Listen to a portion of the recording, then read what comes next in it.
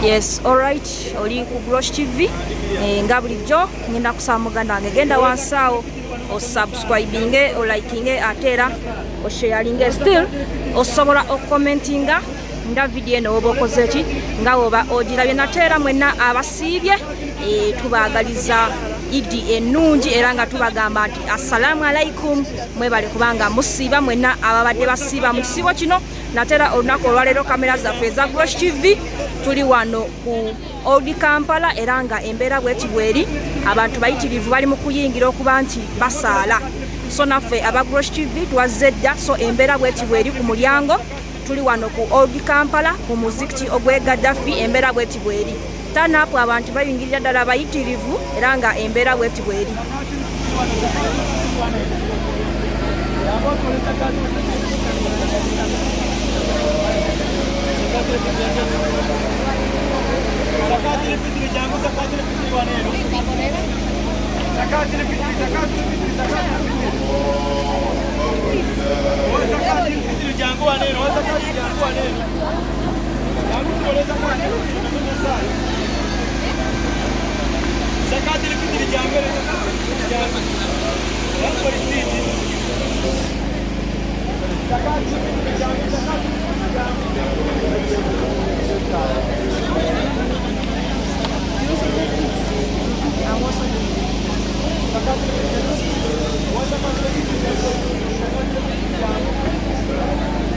Yes, embeera bweto bweri ku mulyango ali ku Grosh TV abantu bayingirira ddala mu bungi okuba nti basaala so embeera bweto bweri ku mulyango tuli ku muzikiti gwa Old Kampala ogw'e Gaddafi so embeera bweto bweri abantu bayingirira ddala bangi era nga wo waakutte dda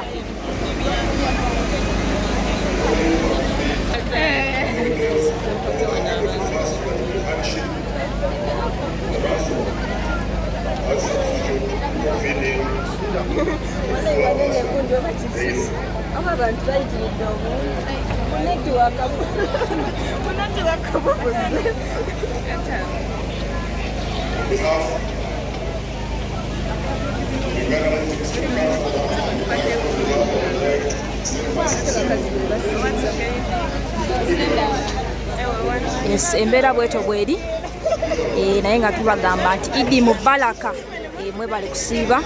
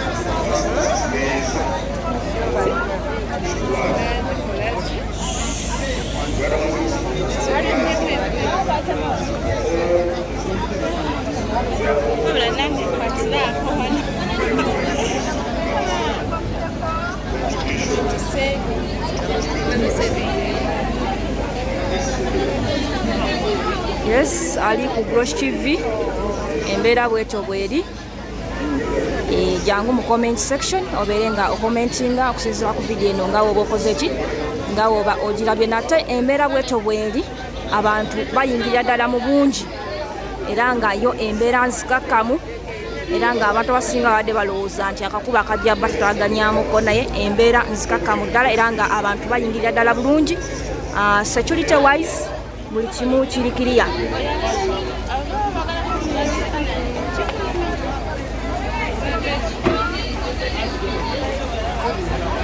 yes ali ku Grosh TV Idi Mubaraka mwena abasiraamu abasiibye embeera bwetyo bweri mwebale kusiiba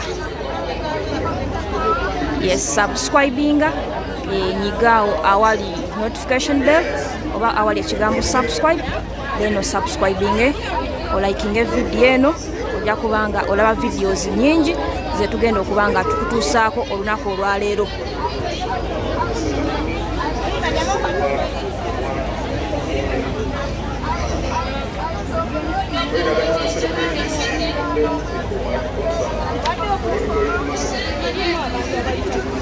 because aba business bo bakedde dda era nga lyo ekkubo lyakutte dda.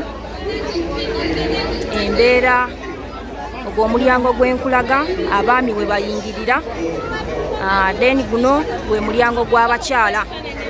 Abakyala bayingirira ku mulyango guno, then abaami bayingirira ku mulyango guli eri.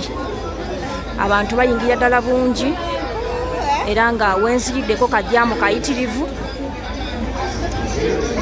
Naye gwe wenna alaba vidiyo eno oba oli wakujja wano tambula mu Connect Umbrella kubanga obudde ndaba nga bugenda bukyukakyuka.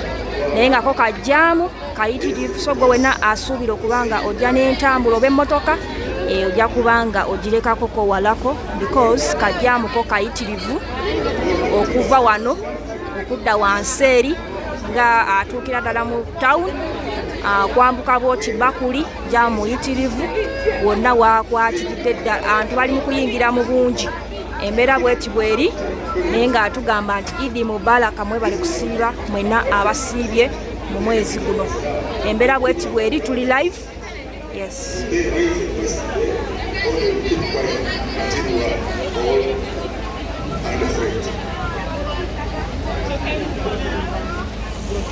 On behalf of the Muslim community in Uganda and on behalf of convey sincere thanks to the embassies, NGOs and individuals who sponsored and contributed to our Ramadan program for providing time supplies.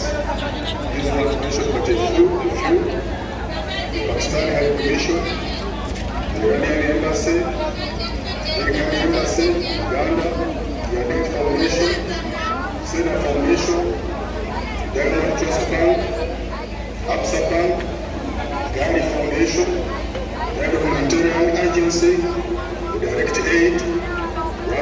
Yes, subscribe, like, comment and share. Abantu bayingirira ddala mu bungi, embeera bwetyo bweri. Alaba vidiyo eno genda wansi subscribinga, likinga ate era osharinge, osobola commentinga kusinziira vidiyo eno nga oba okoze ki, nga oba ogirabye.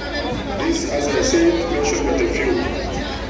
On the same note, we thank the meeting houses for all the efforts put in to cover various Ramadan programs, and those in particular printed and electronic media, as indicated below.